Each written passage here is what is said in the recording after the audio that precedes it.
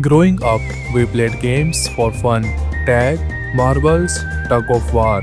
But what if those games were life or death? This video dives into the history of real life games that inspired Squid Game and reveals the dark side of play, a side where losing does not just mean going home. In 2021, a South Korean drama did not just capture the zeitgeist, it became the zeitgeist.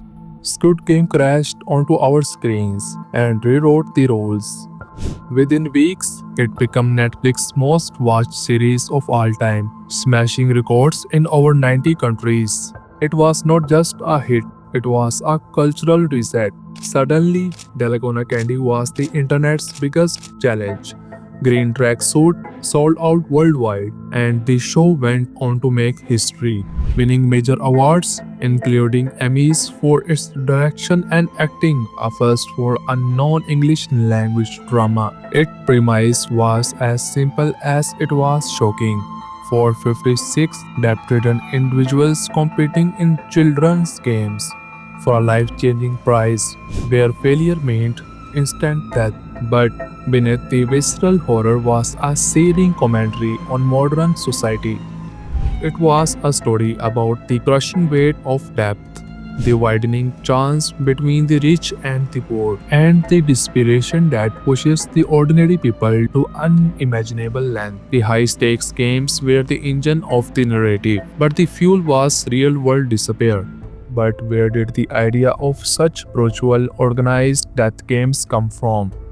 Is it just a brilliant twisted fantasy? The answer, it turns out, is written throughout human history in blood, spectacle, and survival. The concept of playing games for survival is far from new.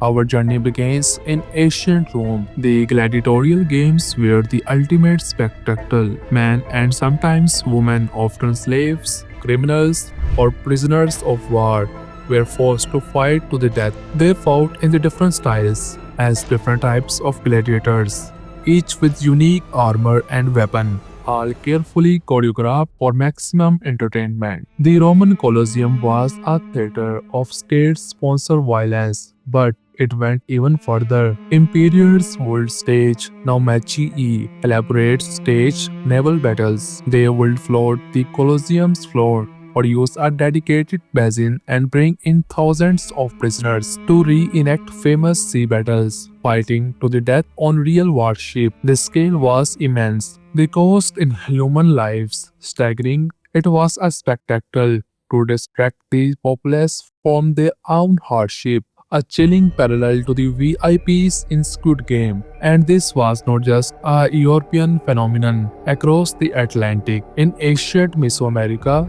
the Maya and the Aztecs played a ritual ball game. It was a scared event played on stone courts, representing the cosmic struggle between life and death. The stakes would not be higher.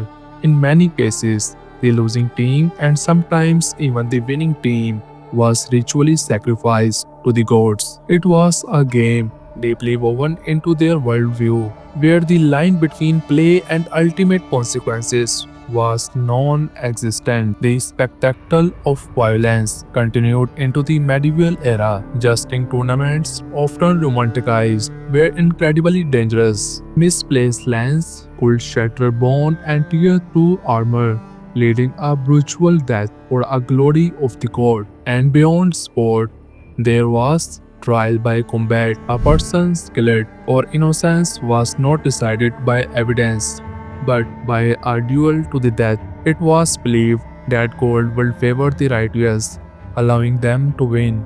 It was a literal life or death game with one's fate decided by brute force. As we move into the 1800s, the game became even more insidious. While often exaggerated, were born from a reality of lawlessness where survival depended on being the quicker draw. But perhaps the most disturbing parallel lies in the shameful history of human zoos. In the 19th and early 20th centuries, colonial powers would exhibit indigenous people in so-called ethnological expositions. People were put on display, forced to perform for audiences, their humanity stripped away for the curiosity of others. This exploitation and dehumanization for the entertainment of privileged class is core theme in Squid Game. The arena has changed, but the game continues. Today, the lines between games and reality are blurring at an alarming rate. Reality television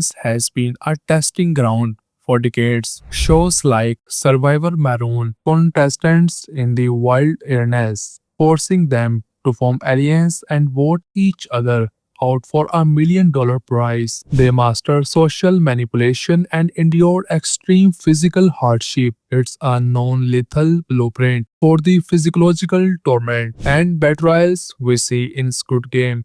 Meanwhile, the dark side of online gaming has revealed similar pressures. Gaming addiction has become a recognized condition, with people losing their jobs and relationships trapped in a virtual world. Then there are real life challenges that go viral, from dangerous stunts to reckless behavior. People risk serious harm for fleeting internet fame. The influence of Squid Game has been so profound, it was even turned into a real life competition, thankfully without a deadly consequences. But the physiological pressure were very real. It highlights our insatiable appetite for high stakes competition. It forces us to ask, why are we so drawn to this? This show holds up a mirror to a culture that often values winning above all else, where competition can feel as ruthless and all consuming as the game on screen. This is where the fiction of Squid Game makes its most powerful connection to our world. The show's creator, Wang Dong-hyun, conceived the idea in 2008. He was struggling financially himself at one point, even having to sell his laptop for cash. He saw the desperation around him and he channeled it. A key inspiration was the very real and very violent 2009 Sangyeong motor strike in South Korea. When the company laid off thousands, it led to a 77 days factory occupation that ended in a brutal police crackdown. The protagonist, Ji-Hoo, is a laid-off auto worker hunted by that violence. This was not just a backstory. It was the emotional anchor for the entire series. Wang was tapping into a deep societal anxiety. In South Korea, household debt is among the highest in the world. Young people speak of their society as Hell Joseon, a term referencing an Asian dynasty, to describe their bleak job prospects and intense pressure to succeed. The world of Squid Game is an exaggeration, but it's an exaggeration of a truth many people live every day. The characters are archetypes of the struggle. Sang-woo, the elite graduate from a top university whose fall from grace shows that even those who play by the rules can end up crushed by debt. Ali, the migrant worker who represents the exploitation of the most vulnerable, and Sae Beok, the North Korean defector who lives on the absolute margins of society. They are not just players. They are symbols of broken system, from the blood-sweat sands of the Colosseum to the picket lines of modern industry. The games we play and are forced to play reflect the world we live in. Squid Game masterfully weaves this dark history with the anxieties of our time. It uses the innocent facades of children's games to expose a brutal truth that the most dangerous games are the ones we face every day. The struggle for survival, for dignity, for a chance at a better life. This series leaves us with a haunting question, one that extends far beyond the screen. In a world of spectacle and survival, where is the line between reality and fantasy? And what part do we play in it? What are your thoughts? Share them in the comments below.